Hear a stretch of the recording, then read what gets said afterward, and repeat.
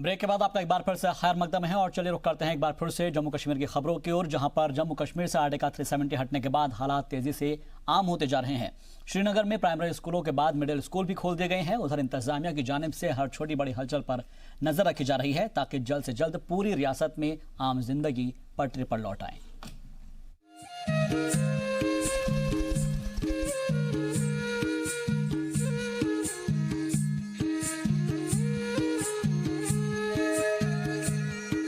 कश्मीर इंतजामिया के officer media के सामने रियासत के मुख्तसर हालात बयान करते हैं। ऑफिसर्स की माने तो जम्मू कश्मीर के स्कूलों में धीरे धीरे बच्चों की तादाद बढ़ रही है। जम्मू, सांबा, कठुआ, उधमपुर और रियासी यानी 5 जिलों में स्कूल, कॉलेज और यूनिवर्सिटी खुली हैं और पढ़ाई चल रही है। जनूबी कश्मीर के स्कूलों में बच्चों की मौजूदगी महज 2 से 3% तक रही। वहीं शुमाली कश्मीर में स्टूडेंट्स की तादाद 50% तक दर्ज की गई। कुपवाड़ा और बांदीपुरा के स्कूलों में स्टूडेंट्स की मौजूदगी पहले से बढ़ी है। As it was decided for today, we will open up also middle schools in those areas where restrictions have been removed. Throughout the all 10 districts of the division, 774 middle schools were opened today. Jammu division के सभी 10 जिलों में हालात आम हैं। रियासत में mobile internet फिलहाल सभी जिलों में बंद है। सेंट्रल कश्मीर के डीआईजी वीके बेडी ने कहा कि 1-2 जगहों पर पत्थरबाजी हुई, लेकिन हालात काबू में हैं। All those area where there was relaxation extended, they also behaved normally also. Except in few pockets there were minor stray incidents of stone pelting. Otherwise, rest of the area behaved normally. Situation is again being monitored closely, and local decisions are taken regarding law and order. Besides this, I would also like to tell you in the early morning hours, last evening, one operation started in Baramulla town itself, which got concluded in the morning hours, and wherein one militant got neutralized. And unfortunately, J&K police has lost one of his SPO, Bilal, who attained martyrdom in that operation. Jammu Kashmir के governor Satyapal Malik लगातार हालात पर नजर बनाए हुए हैं और officers के साथ मीटिंग कर रहे हैं ताकि जल्द से जल्द पूरी रियासत में हालात आम बनाए जा सकें। खालिद हुसैन के साथ ब्यूरो रिपोर्ट, जी सलाम, श्रीनगर। आर्टिकल 370 हटने के बाद 17 दिन से कश्मीर में जो खामोशी है उससे पाकिस्तान में खलबली मची हुई है। गोलियां नहीं चल रही है, धमाके सुनाई नहीं दे रहे हैं और इसलिए झुंझलाए हुए पाकिस्तान ने एक साथ कई मोर्चों से भारत के खिलाफ साजिशें शुरू कर दी है। जराये के मुताबिक पाकिस्तान ने गुजरात में सरक्रीक सरहद पर इकबाल बाजवा पोस्ट पर अपनी SSG यानी कि स्पेशल सर्विस ग्रुप के कमांडो तैनात किए हैं। किसी बड़ी हरकत का खदशा है तो वहीं गुजरात राजस्थान बॉर्डर से 4 पाकिस्तानी दहशतगर्दों के हिंदुस्तान में दाखिल होने की भी इत्तला है। इसके बाद दोनों ही सरहदों पर अलर्ट जारी कर दिया गया है। ये भाड़े के दहशतगर्द बताए जा रहे हैं। गुजरात ATS ने एक अफगानी दहशतगर्द का स्केच जारी करके सभी को अलर्ट किया है। कश्मीर में हिंदुस्तान ने सख्त सिक्योरिटी बंदोबस्त किए हुए हैं, बावजूद इसके पाकिस्तान एक के बाद एक साजिश से बाज नहीं आ रहा।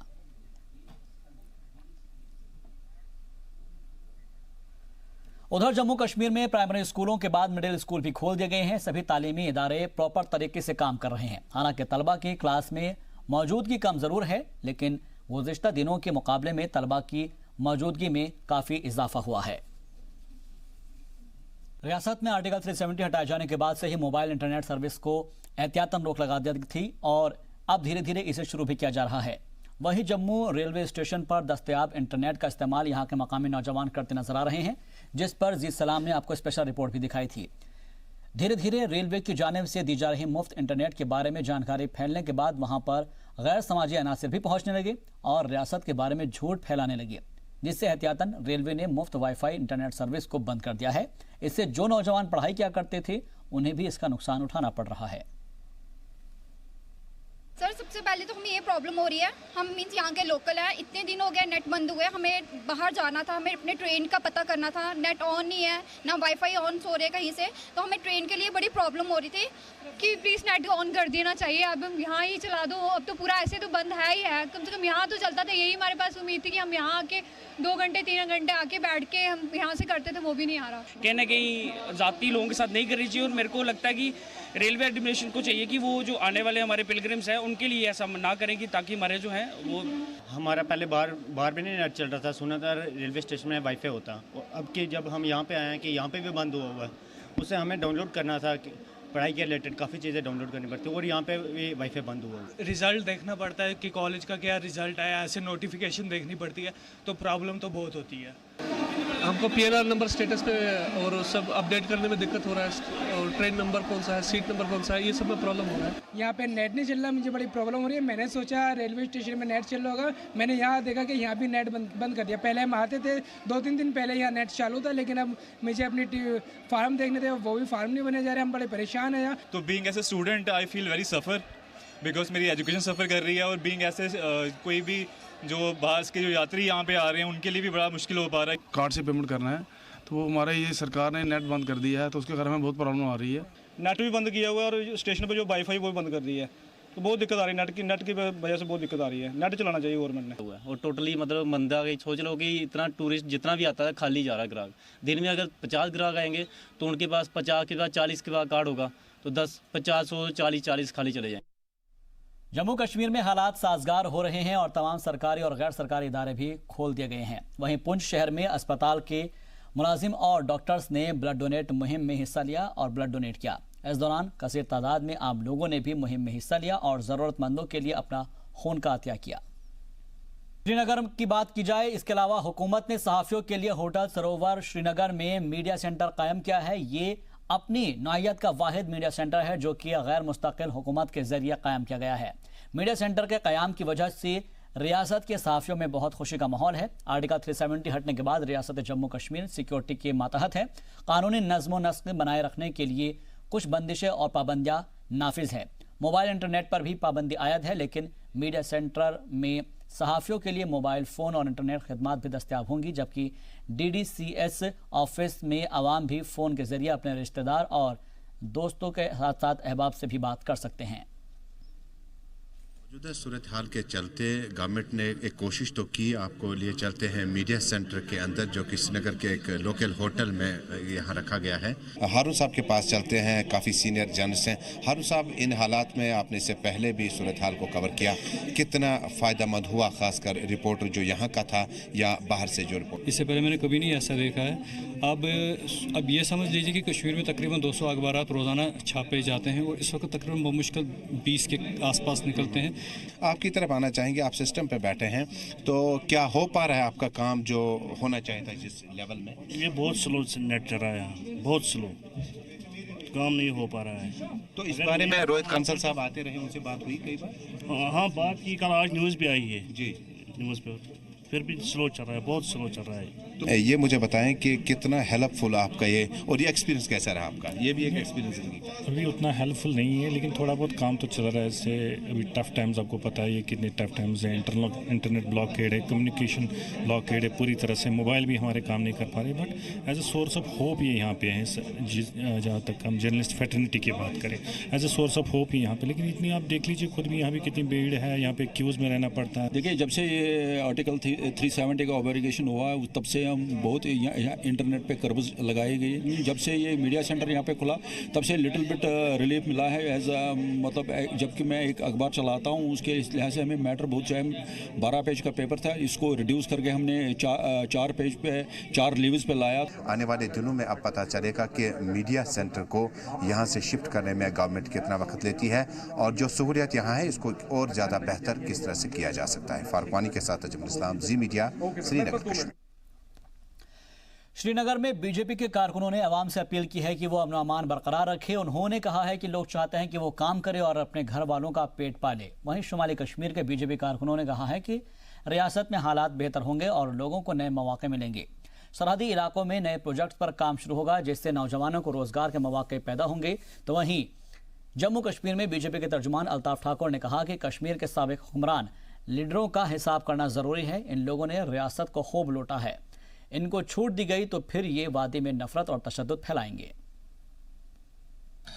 देखिए, जहाँ तक सियासी लीडरान का कैद में रहना है, मुझे लगता है इसमें ज़्यादा सियासी लुटेरे हैं जिन्होंने 70 साल तक इस रियासत को लूटा है और आज उनके हिसाब का वक्त आ गया। देखिए, कल एक बहुत बड़ा नेशनल लेवल पे एक ऐसा ही एपिसोड हुआ है कि पी चिदम्बरम साहब जो 24 घंटे तक छुपते रहे, इसलिए कि मुझे उसको पता था मैंने गलत किया है, और वो अब एक बहाना करके दूसरा बहाना करके कल वो छुपते रहे और कल लास्ट में उनको भी सीबीआई ने अरेस्ट कर लिया। और इसी तरह से हम ये एक्सपेक्ट कर रहे हैं कि अभी जो यहाँ बैठे हैं, चाहे जम्मू कश्मीर बैंक के घोटाले में हो, खादी एंड विलेज घोटाले, और जो करोड़ों रुपए का घोटाला हो, या और जेके बैंक का एक और घोटाला जो चेन्नई के साथ जो सीएम हमारी थी उनके साथ कुछ उनकी लिंक से, मुझे लगता है कि अब वक्त आ चुका है कि एक फास्ट ट्रैक अदालत बनाई जाए और उनको जल्द से जल्द उस मुकाम तक पहुंचाया जाए जहां इनकी जगह है, जेल।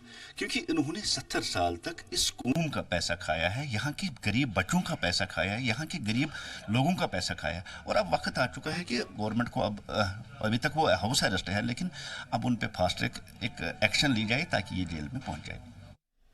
उधर जम्मू कश्मीर में आज बीजेपी दफ्तर में बीजेपी कौमी इलेक्शन समिति की मीटिंग हुई, जिसमें बीजेपी के रियासती लीडरान, मजलिस आमला के कारकुनान शरीक हुए। इसके अलावा अरकान पार्लियामेंट और साबिक रुकने असेंबली समेत कई सीनियर लीडर भी शरीक हुए। बीजेपी के नेशनल को incharge organisational elections Vinod Sonkar भी इस दौरान मौजूद रहे। प्रोग्राम के दौरान इंतखाबी अमल और उसके कामकाज पर गौर खोज किया गया।